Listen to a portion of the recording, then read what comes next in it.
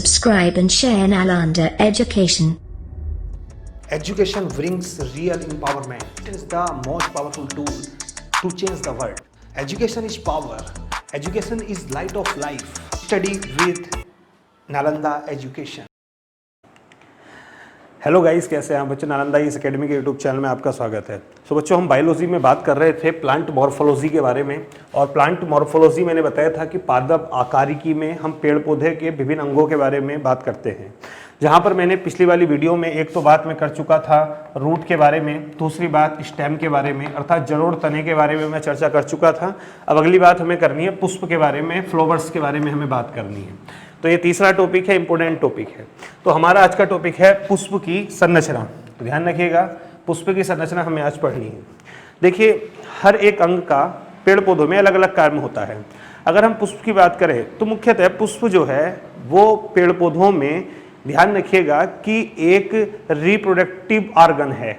मतलब कि मैं कह सकता हूं कि पेड़ पौधों में जो प्रजनन होता है वो पुष्पों के माध्यम से ही होता है। ये बात तभी बेहतर तरीके से समझ में आएगी जब आप पुष्प की पूरी संरचना को जानेंगे। ये तो आप जानते हैं कि पुष्प जो विकसित होते हैं वो शूट सिस्टम में डेवलप होते हैं। मैंने आपसे इस प्रकार से बताया था ना कि जो नीचे वाला भाग होता है ये होता है रूट, इसे रूट सिस्टम के अंतर्गत आता है। इसके बाद जो ऊपर वाला भाग होता है जिसमें पत्तियां निकलती हैं या फिर विभिन्न प्रकार के पुष्प निकलते हैं, ठीक है, या फल आते हैं, ये जितनी भी चीज़ें होती हैं ये सब पूरे का पूरा सिस्टम होता है शूट सिस्टम। और ये वाला नीचे वाला सिस्टम होता है, इसे कहते हैं रूट सिस्टम। तो रूट के बारे में हम बात कर चुके थे। अब बात करनी थी हमें शूट सिस्टम के बारे में, और शूट सिस्टम में भी हम स्टेम के बारे में चर्चा कर चुके थे, अर्थात तने के बारे में हम बात कर चुके थे। अब हमें बात करनी है पुष्प के बारे में। तो देखिए, अगर हम पुष्प की बात करें तो सबसे पहले हमें पुष्प के कुछ प्रमुख अंगों को समझना होगा कि पुष्प में कौन कौन से अंग होते हैं। देखिए, अगर साधारण तौर पर आप कोई पुष्प देखते हैं तो एक तो पुष्प में नीचे की ओर इस प्रकार से एक डंठल होती है, एक डंठल होती है जिसे पेडिसेल कहते हैं, पेडिसेल कहते हैं। ये वही डंठल है जिसके माध्यम से पुष्प पेड़ से संयुक्त होता है या किसी टहनी से जुड़ा हुआ होता है। इस डंठल के ऊपर जब आप देखते हैं तो इस डंठल के ऊपर ये डंठल थोड़ी मोटी हो जाती है। इस प्रकार से ये थोड़ी डंठल मोटी हो जाती है और इसी वाले भाग से पूरे का पूरा पुष्प जुड़ा हुआ होता है। ये वाला जो भाग होता है इसे कहते हैं पुष्पासन। चूंकि पूरे का पूरा पुष्प इसी पर उपस्थित होता है, इसे कहते हैं पुष्पासन। इसे ही कहा जाता है थैलेमस, इसे ही कहा जाता है थैलेमस। अब इस पुष्पासन वाले भाग के ऊपर पूरे का पूरा पुष्प अवस्थित होता है। बच्चों, अगर पुष्प के बारे में बात की जाए तो कुल मिलाकर के पुष्प में 4 भाग होते हैं। 4 भाग होते हैं पुष्प में। एक होता है जिसे कहा जाता है बाह्य दलपुंज, बाह्य दलपुंज। साथ साथ आप नोट करते हुए चलिएगा। एक होता है बाह्य दलपुंज जिसे कैलेक्स कहते हैं। दूसरा होता है दलपुंज जिसे कोरोला कहते हैं। एक होता है अगला जिसे कहते हैं पुमुंग, पुमुंग जिसे एंड्रोशियम कहा जाता है।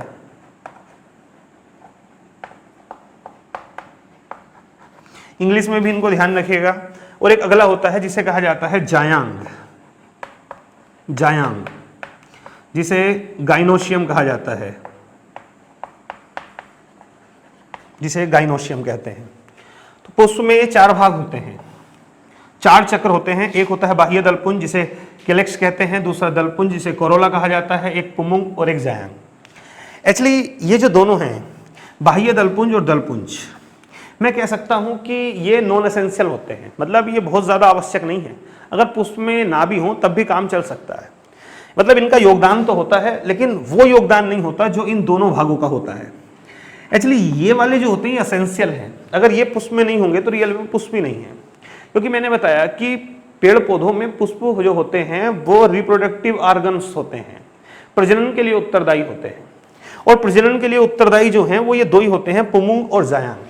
एक्चुअली जो ये पुमुंग होता है जिसे एंड्रोशियम कहते हैं, ये मेल प्रोडक्टिव ऑर्गन होता है, और जो जायांग है गाइनोशियम, ये फीमेल प्रोडक्टिव ऑर्गन होता है। मैं कह सकता हूं ये नर जननांग होता है और ये मादा जननांग होता है। अब इन चारों की संरचना देख लेते हैं पुष्प में किस प्रकार से होता है। बच्चों, आपने जब कोई पुष्प देखा होगा तो सबसे पहले तो आप देखते हैं कि कोई भी पुष्प जो होता है तो पुष्प में नीचे की ओर कुछ हरी पत्तियां होती हैं। इस प्रकार से यहां पर ऐसे कुछ हरी पत्तियां होती हैं, ये आपने देखी होंगी। कुछ इस प्रकार से हरी पत्तियां होती हैं पुष्प में। ये एक भी हो सकती है, दो भी हो सकती हैं, तीन भी हो सकती हैं। जब आपने कभी पुष्प को मुरझाए हुए देखा होगा तो आपने देखा होगा पुष्प हमें हरे रंग का दिखाई देता है। जब खिल जाता है तो उसके बाद उसका रंग आता है निकल करके, लेकिन जब मुरझाया हुआ होता है तो वो हरी पत्तियों से ढका हुआ होता है। रियल में जो हरी पत्तियां होती हैं यही होता है आपका बाह्य दलपुंज, या इसे ही कहते हैं कैलेक्स, इसे ही कहा जाता है बाह्य दलपुंज। बाह्य दलपुंज ये सबसे बाह्य भाग होता है, ये फ्लोवर में सबसे बाहर वाला साइकिल होता है। और ध्यान रखिएगा, ये जो बाह्य दलपुंज होता है इसमें निश्चित नहीं होते कि इसमें कितने दल हों। इन दलों को बोला जाता है सेपल्स, इन्हें बोला जाता है सेपल्स। जैसे ये एक है तो ये एक सेपल्स हो गया, ये दूसरा सेपल्स हो गया, दो सेपल्स, तीन, चार, पांच, कितने ही सेपल्स हो सकते हैं। इन सब सेपल्स से मिलकर के, इन सब दलों से मिलकर के बनता है बाह्य दलपुंज। बात करते हैं कि बाह्य दलपुंज का काम क्या होता है। पहला काम, जब पुष्प मुरझाया हुआ होता है तो इस कंडीशन में जो पुष्प की रक्षा करने का काम, अर्थात उस पर एक आवरण बना करके रखने का काम करता है, वो बाह्य दलपुंज करता है, ये कलेक्ट करता है। ये जितनी भी सेपल्स होती हैं ये सुरक्षित रखती हैं। इसके अलावा ये ग्रीन कलर का होता है। इसकी एक बड़ी विशेषता ये है कि ये ग्रीन कलर का होता है, ये हरे कलर का होता है। ज्यादातर पुष्पों में तो ये हरे कलर का ही होता है। कुछ पुष्प ऐसे होते हैं जिनमें इनका निचला भाग रंगीन हो जाता है, लेकिन ज्यादातर ग्रीन कलर का ही होता है, जिसके कारण इसमें फोटोसिंथेसिस की क्रिया होती है, यानी प्रकाश संश्लेषण की क्रिया होती है, जिससे इसमें भोजन भी बनता है। तो मैं कह सकता हूं एक तरीके से न्यूट्रिशन का प्रोडक्शन करने का काम भी बाह्य दलपुंज के द्वारा किया जाता है। अब इस बाह्य दलपुंज के बाद एक दूसरा साइकिल आता है, अर्थात दूसरा भाग होता है, वो इसके अंदर अवस्थित होता है। और जो अंदर वाला भाग होता है ये ध्यान रखिएगा, ये रंगीन होता है। ये वाला जो भाग होता है ये रंगीन होता है। ये वाला जो भाग होता है ये रंगीन होता है। एक्चुअली जो ये वाला भाग है इसे कहा जाता है कोरोला, या इसे ही कहते हैं दलपुंज, इसे ही कहा जाता है दलपुंज। मैं फिर से कह रहा हूं, इसमें भी निश्चित नहीं है कि कितनी पंखुड़ियां होंगी। जैसे आपने गुलाब का फूल देखा होगा, गुलाब के फूल में वो आपके लाल से रंग की काफी सारी पत्तियां होती हैं। जो वो लाल से रंग की पत्तियां आपको दिखाई देती हैं रियल में वही दल हैं, और उन दल को कहा जाता है पेटल्स।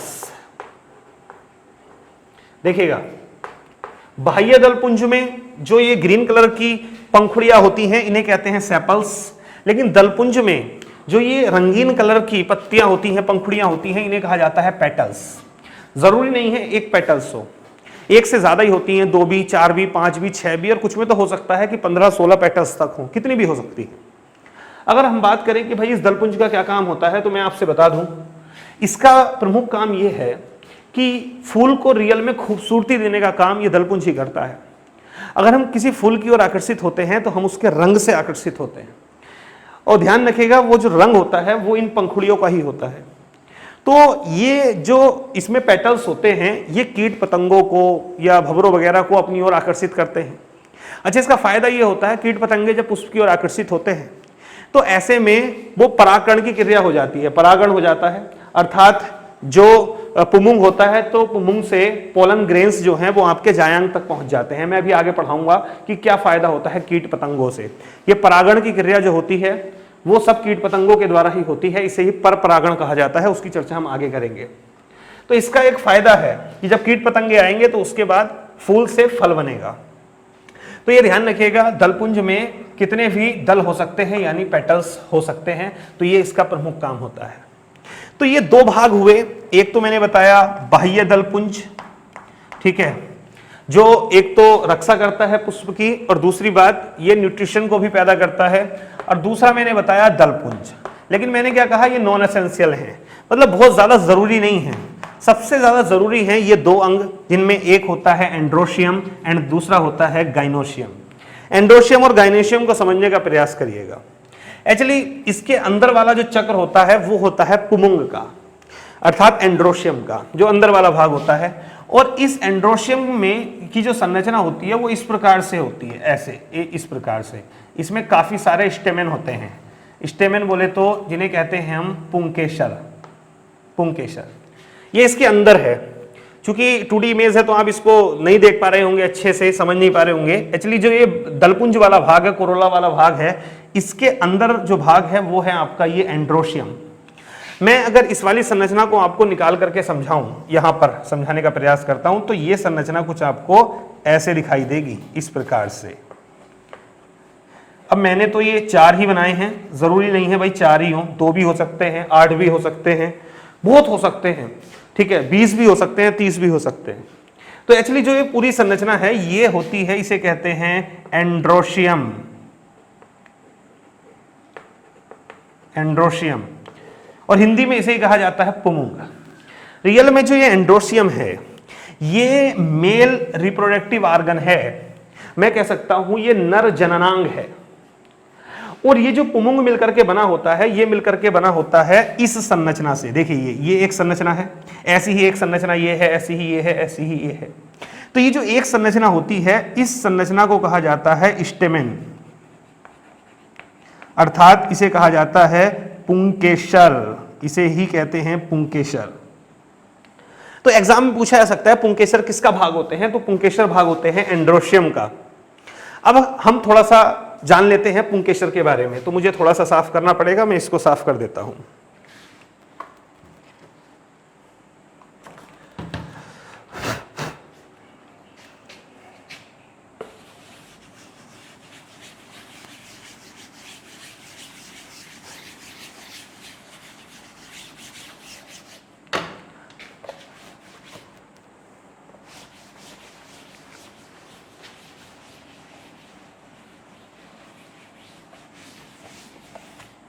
तो बच्चों हम बात कर रहे थे एंड्रोशियम के बारे में, हम बात कर रहे थे एंड्रोशियम के बारे में। तो मैंने कहा एंड्रोशियम का प्रमुख भाग होता है पुंकेसर। अगर पुंकेसर को मैं आपको समझाऊं तो ये इस प्रकार से होती है संरचना, ये ऐसे और ऐसे। एक्चुअली ये वाला जो भाग होता है ये, इसे बोला जाता है फिलामेंट। जो ये तंतुनुमा संरचना आपको दिखाई दे रही है, जो इस पराग कोष को जोड़े रखती है इस वाले भाग से, मतलब ये जो ये वाला भाग है ये कहलाता है फिलामेंट। इसे फिलामेंट कहते हैं, इसे कहा जाता है फिलामेंट, या इसे ही कहते हैं पतंतु, इसे ही पतंतु कहते हैं, या इसे ही फिलामेंट कहते हैं। फिलामेंट से ऊपर जुड़े हुए होते हैं यहाँ पर पराग कोष, यहाँ पर जुड़े हुए होते हैं पराग कोष, पराग कोष जिसे एंथर कहा जाता है, इसे एंथर कहते हैं, एंथर। ये जो परागकोष होते हैं साधारण तौर पर 2 होते हैं, ज्यादातर 2 ही पाए जाते हैं परागकोष। और ये जो परागकोष होते हैं एंथर, इसी पर उपस्थित होते हैं छोटे छोटी इस प्रकार की संरचना। ये संरचना परागकोष पर उपस्थित होती है, और ये जो संरचना होती है इसे कहा जाता है परागकण, परागकण, या इन्हें कहा जाता है पोलन ग्रेन्स, इन्हें कहा जाता है पोलन ग्रेन्स, ध्यान रखिएगा। और ये जो परागकोष होते हैं, यानी ये जो एंथर हैं, ये भी एक संरचना से जुड़े होते हैं। बीच में एक संरचना होती है यहाँ पर, ये जो जुड़े हुए हैं, इस संरचना को कहा जाता है योजी, योजी, इसे कनेक्टिव कहा जाता है, इसे कनेक्टिव कहा जाता है, या इसे ही कहा जाता है योजी। तो ध्यान रखिएगा बच्चों कि अगर हम एक पुंकेसर की बात करें तो एक पुंकेसर में 3 अंग होते हैं। नंबर एक होता है जिसे कहा जाता है फिलामेंट, नंबर 1। नंबर 2 जिसे कहा जाता है परागकोष, और नंबर 3 जिसे कहा जाता है योजी। और जो ये परागकण होता है या पोलन ग्रेन्स होते हैं, ये भाग होते हैं परागकोष का, यानी एंथर का। तो ये वाली इतनी संरचना पाई जाती है किसमें, पुमुंग में। और मैं फिर से बता चुका हूं कि जो पुमुंग है यानी एंड्रोशियम जिसे इंग्लिश में कहा जाता है, एंड्रोशियम एक मेल रिप्रोडक्टिव ऑर्गन है पुष्पों में। और मैं आपसे बता दूं कि रियल में ये जो परागकण हैं ये रियल में स्पर्म सेल की तरह हैं। जब ये परागकण पहुंचते हैं गाइनोशियम में, यानी जो फीमेल रिप्रोडक्टिव ऑर्गन है, जायांग जिसे कहते हैं, उसमें जब ये पहुंचते हैं तभी जो है वो पूरा कंप्लीट होता है रिप्रोडक्टिव सिस्टम, और उसके बाद में फिर फूलों से फल बनते हैं। फिलहाल मैंने अभी जो बात की आपसे 3 चीजों के बारे में बात की है। सबसे पहले मैंने एक बात की बाह्य दलपुंज के बारे में, दूसरी बात की मैंने दलपुंज के बारे में, एंड तीसरी बात मैंने जो की है वो की है आपसे एंड्रोशियम के बारे में, एंड्रोशियम। अब मुझे लास्ट बात करनी है और वो बात करनी है गाइनोशियम के बारे में। ये पुष्प का चौथा अंग होता है जो पुष्प में सबसे बीच में अवस्थित होता है, बीच वाले भाग में अवस्थित होता है यहां पर। और ध्यान रखिएगा कि इसकी संरचना कुछ इस प्रकार से होती है, ऐसे इसकी संरचना कुछ इस प्रकार से होती है। मैं इसे दूसरे रंग से बनाने का प्रयास करता हूं, शायद बेहतर तरीके से समझ में आ जाए। ये ऐसे ऐसे, इसे अलग से मैं आपको समझा देता हूं। ये ऐसे दिखाई देता है, इस प्रकार से। मैं इसको थोड़ा साफ कर देता हूं, ये तो आपने नोट कर ही लिया होगा।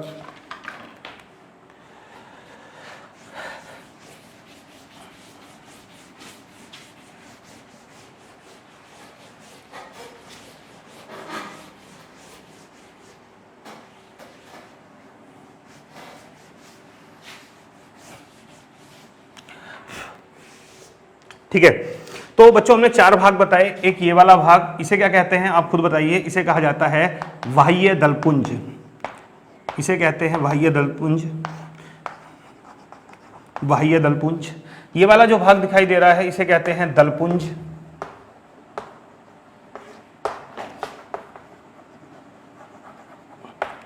और ये जो पुंकेसर नुमा संरचना दिखाई दे रही है, इस पूरी संरचना को कहा जाता है एंड्रोशियम,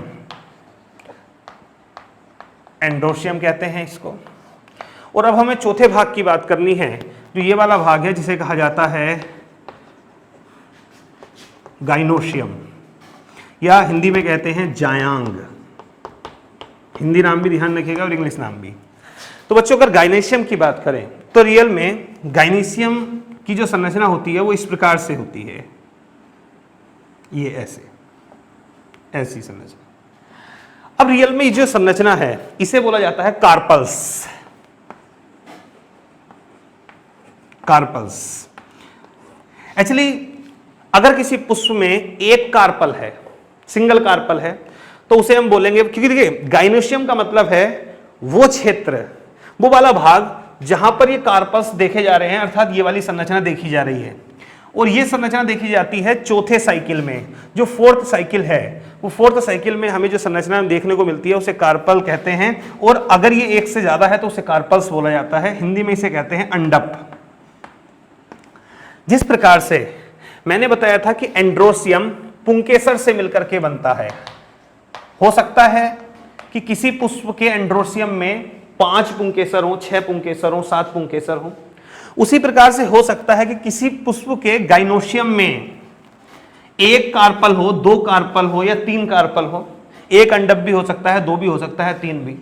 ज्यादातर पुष्पों में जो है वो आपका 1 ही कार्पल होता है, मतलब 1 ही कार्पल होता है, आपका 1 ही अंडप होता है।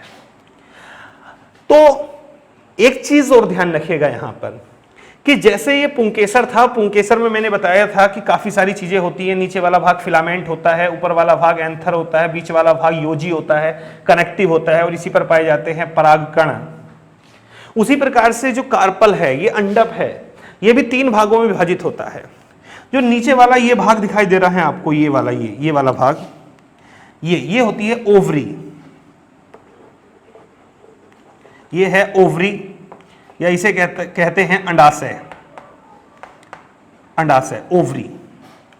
और इस ओवरी के अंदर, इस ओवरी के अंदर ओव्यूल्स होते हैं। इस ओवरी के अंदर ओव्यूल्स, ये जो संरचना दिखाई दे रही है ये होते हैं ओव्यूल्स। ओव्यूल्स होते हैं जिन्हें बीजांड कहा जाता है, बीजांड। रियल में यही बीज का रूप लेते हैं। तो ध्यान रखिएगा ये वाला जो भाग है, ये पूरा ये भाग है, ये कहलाता है ओवरी। यहां से लेकर के यहां तक का ये दूसरा भाग है, ये कहलाता है वर्तिका। इसे कहते हैं वर्तिका। इसे ही कहा जाता है स्टाइल, स्टाइल इंग्लिश में। और जो ऊपर वाला भाग है इसे कहते हैं वर्तिकाग्र। वर्तिकाग्र या स्टिग्मा कहते हैं इसे स्टिग्मा कहा जाता है, स्टिग्मा। तो बच्चों ये जो कार्पल होते हैं, कार्पल में भी 3 भाग होते हैं। जिस प्रकार से पुंकेसर में 3 भाग होते हैं, फिलामेंट होता है, एंथर होता है एंड कनेक्टिव होता है, उसी प्रकार से कार्पल में भी 3 पार्ट होते हैं। First is ovary and second is style and third is stigma होता है। मैंने बता चुका हूं कि ये जो अंडाशय वाला भाग है, ये जो अंडाशय है, इस अंडाशय के अंदर होते हैं ओव्यूल्स। ये जो संरचना है ये ओव्यूल्स है, जिन्हें हम बीजांड कहते हैं। इसके ऊपर होता है वर्तिका और ये होता है वर्तिकाग्र। अब चीजों को समझिएगा। मैंने पुष्प में आपको 4 अंग बताए हैं, एक बार और बता दे रहा हूं मैं 2 मिनट में। एक बताया मैंने सबसे बाह्य भाग, बाह्य दलपुंज होता है जो ग्रीन कलर का होता है और ये फोटोसिंथेसिस की क्रिया भी करता है, अर्थात सूर्य के प्रकाश की उपस्थिति में भोजन भी बनाता है और उसके साथ साथ ये पुष्प की सुरक्षा भी करता है। जब पुष्प मुरझाया हुआ होता है तो ये पुष्प को ढके रहता है अपने ग्रीन सेट से। उसके बाद दूसरा होता है दलपुंज, जिसे कोरोला कहा जाता है। और ध्यान रखिएगा कि ये जो दलपुंज होता है यही रंगीन होता है, यही कीट पतंगों को अपनी ओर आकर्षित करता है। बाह्य दलपुंज में जो पंखुड़ियां होती हैं उन्हें सेपल्स कहते हैं। इसी प्रकार से दलपुंज में जो पंखुड़ियां होती हैं, 2 भी हो सकती हैं, ज्यादा भी हो सकती हैं, उन्हें पेटल्स कहते हैं। ये ध्यान रखिएगा। उसके बाद हमने बात की थी एंड्रोशियम के बारे में और मैंने बताया था एंड्रोशियम जो है वो पुष्पों में एक मेल रिप्रोडक्टिव ऑर्गन है, अर्थात पुरुष जनानांग है। और ये जो एंड्रोशियम होता है ये अनेक पुंकेसर से मिलकर के बनता है। पुंकेसर में 3 भाग होते हैं। फर्स्ट इज फिलामेंट, ये वाला भाग जो है ये फिलामेंट है। दूसरा परागकोश जिसे एंथर कहते हैं और थर्ड होता है कनेक्टिव जो एंथर को जोड़े रखता है। और इसी एंथर पर पाए जाते हैं छोटे छोटे इस प्रकार से दाने नुमा संरचना जिन्हें पोलन ग्रेन्स कहते हैं या इन्हें ही पराग कण कहते हैं। फोर्थ मैंने आपको बताया गाइनोशियम, और गाइनोशियम में मैंने बताया कि गाइनोशियम जो है वो कार्पल से मिलकर के बनता है। ज्यादा कार्पल्स भी हो सकते हैं लेकिन साधारण तौर पर तो एक ही कार्पल होता है पुष्प में। और ये कार्पल के भी 3 भाग होते हैं। एक होता है ओवरी, ये जो अंडाकार भाग है अर्थात अंडाशय, इसी अंडाशय में ओव्यूल्स होते हैं यानी विजांड होते हैं। ऊपर इसके जो नलीनुमा संरचना है इसे वर्तिका कहते हैं और ऊपर ये जो भाग है गोल इस तरीके से इसे वर्तिकाग्र कहा जाता है। पुष्पों के चारों भाग आपको समझ में आ गए होंगे। और ये जो चारों भाग हैं ये जुड़े हुए होते हैं पुष्पासन से, थैलेमस से जुड़े हुए होते हैं। तो ध्यान रखिएगा ये जो पुष्पासन है इससे ये चारों भाग जुड़े हुए होते हैं और पुष्पासन के नीचे की जो डंठल होती है उसे पेडिसेल कहा जाता है, उसे पेडिसेल कहते हैं, वो मैं आपको बता चुका हूं। अब बच्चों फूल से फल कैसे बनता है, कैसे पूरे का पूरा ये सिस्टम जो है रिप्रोडक्टिव सिस्टम ये पूरा कंप्लीट कैसे होता है, इस बात को समझिएगा। देखिए पुष्पों में ये वाला जो भाग है ये वाला पुंकेसर, ये तो आप समझ गए ये मेल रिप्रोडक्टिव ऑर्गन है और ये है फीमेल रिप्रोडक्टिव ऑर्गन। ध्यान रखिएगा ये जो पराग कण है ये पराग कण यहां से होता हुआ और बीजांड तक अगर पहुंच जाए तो उसके बाद में क्या होता है, ये कंप्लीट हो जाता है, प्रजनन कंप्लीट हो जाता है, पुष्पों में रिप्रोडक्टिव कंप्लीट हो जाता है और उसके बाद ये बीजांड बीज का रूप ले लेते हैं। और जो ये अंडाशय वाला भाग है ये धीरे धीरे फल में बदलने लगता है और ये वाला भाग फूलने लगता है और फूल करके ये धीरे धीरे पुष्प का सब भाग टूट करके गिर जाते हैं और केवल एक ही भाग रह जाता है और वो रह जाता है ये ओवरी, अंडाशय रह जाता है और ये अंडाशय फिर फल का रूप ले लेता है।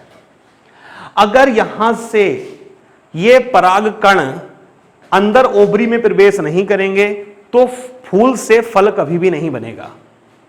अब होता कैसे है, देखिए अलग अलग प्रजाति के पुष्पों में अलग अलग होता है। ऐसे पुष्प जिनमें ये दोनों ही पाए जाते हैं अर्थात एंड्रोशियम एंड गाइनोशियम दोनों ही होते हैं, तो उनमें क्या है, उनमें तो मेल और फीमेल रिप्रोडक्टिव ऑर्गन पास पास है, एक ही पुष्प में है, तो बड़ा आसान है।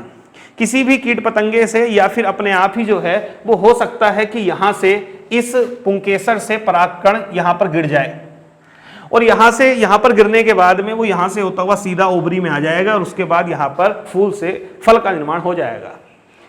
लेकिन ऐसे भी पेड़ पौधे होते हैं जिन पर अलग अलग पुष्प होते हैं, किसी के पास किसी पुष्प में एंड्रोशियम होता है, किसी में गाइनोशियम होता है। और ऐसे फिर पेड़ पौधों में जो परागकण होता है, देखिए पराग जो कण होते हैं जब वो ओवरी तक पहुंचते हैं तो इस प्रक्रिया को कहा जाता है परागण। और ये दो प्रक्रियाओं से होता है। एक तो होता है स्वपरागण, अपने आप ही जो है वो जो परागकण है वो ओवरी तक पहुंच जाएं, और दूसरा होता है परपरागण, किसी कीट पतंगों के माध्यम से, किसी भी जीव के माध्यम से जब ये परागकण ओवरी तक पहुंचते हैं, पोलन ग्रेन्स ओवरी तक पहुंचते हैं, तो उसे परपरागण कहा जाता है। इसलिए कीट पतंगों का बड़ा महत्व है। ये जो रंगील कोरोला होता है, इसका यही फायदा होता है, कीट पतंगे आते हैं, पुष्पों पर बैठते हैं, और जिसके चलते उनमें रिप्रोडक्टिव सिस्टम पूरे का पूरा कंप्लीट होता है। तो ध्यान रखिएगा कि जो फल होता है, फल पुष्प के किस भाग से बनता है, तो मेरा केवल एक ही जवाब होगा, और वो होगा भाई अंडाशय से बनता है। लेकिन बनेगा तभी जब ओवरी में क्या पहुंचेगा, पुंकेसर से पराग कण पहुंचेगा, तभी जो है ये फल बनेगा। तो ये कहने में कोई दिक्कत नहीं है कि फल जो रियल में होते हैं वो फूलों के पके हुए अंडाशय होते हैं, अर्थात ये मैच्योर ओवरी जो होती है वही रियल में फल होते हैं, फ्रूट होते हैं। मैं अगली वाली वीडियो में फ्रूट पर चर्चा करूंगा। एक्चुअली यहां पर भी कुछ पूर्ण पुष्प होते हैं, पुष्प भी, फ्लावर भी दो होते हैं। एक होते हैं पूर्ण पुष्प, एक अपूर्ण पुष्प। जिसमें चारों भाग पाए जाएं उन्हें पूर्ण पुष्प कहा जाता है, अर्थात जिसमें बाह्य दलपुंज, दलपुंज, जायांग और पुमुंग ये चारों हों उसे पूर्ण पुष्प कहते हैं, और जिसमें ये ना हो, एक की भी किसी की कमी हो, तो उसे कहा जाता है अपूर्ण पुष्प। लेकिन जब पुष्पों से फल बनते हैं तो उन फलों की भी संरचना अलग अलग होती है। तो मैं इससे अगली वाली वीडियो में लेकर के आऊंगा। थोड़ा सा ये परागण के बारे में चर्चा करूंगा मैं, उसके साथ साथ फिर मैं चर्चा करूंगा फलों के बारे में, और फलों में फलों का निर्माण कैसे होता है, सत्य फल क्या होते हैं, असत्य फल क्या होते हैं, और फलों का कौन सा भाग खाया जाता है, ये मैं नेक्स्ट वीडियो में बच्चों लेकर के आऊंगा। तो जहां तक मुझे लगता है कि ये सब समझ में आया होगा आपको। क्वेश्चन किस प्रकार से आएंगे, बहुत आसान से क्वेश्चन होंगे एग्जाम में। ये पूछा जाएगा बढ़ती का अगर किसका भाग होता है, तो आपको पता है ये होता है गाइनोशियम का भाग। बढ़ती का किसका भाग होता है, ओब्यूल्स किसका भाग होता है, यहाँ पर एंथर किसका भाग होता है, या फिर कनेक्टिव किसका भाग होता है, फिलामेंट किसका भाग होता है, ठीक है, सेपल्स किस में होते हैं, पेटल्स किस में होते हैं, ये सब क्वेश्चन पूछे जाते हैं। और मैं आपसे एक चीज़ और बता देता हूँ इसी वीडियो में कि हम जल्दी ही 1-2 दिन में लाइव क्लास शुरू करने वाले हैं। मैंने फेसबुक पे लिंक भी भेजा था कि जो लोग चाहते हैं जुड़ना, अलग अलग अपने कोर्स की तैयारी करना चाहते हैं, तो वो मेरे फेसबुक अकाउंट पर जाकर के, वहाँ पे मैंने एक पोस्ट डाली है, लिंक भेजा है, उस लिंक में जाकर के अपनी डिटेल्स जो हैं वो भर दीजिएगा। उसमें एक इंक्वायरी फॉर्म है, उसमें आपको अपना नाम, नंबर, ईमेल आईडी वगैरह भरनी है, और वो पूरे का पूरा डाटा हमारे पास आ जाएगा, फिर हम आपसे कांटेक्ट कर लेंगे। तो ठीक है बच्चों, आप एंजॉय करिए, क्लास करिए, ठीक है, मिलते हैं नेक्स्ट क्लास में, ठीक है, ओके, धन्यवाद।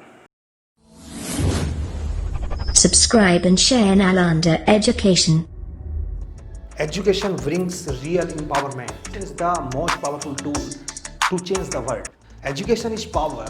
Education is light of life. Study with Nalanda Education.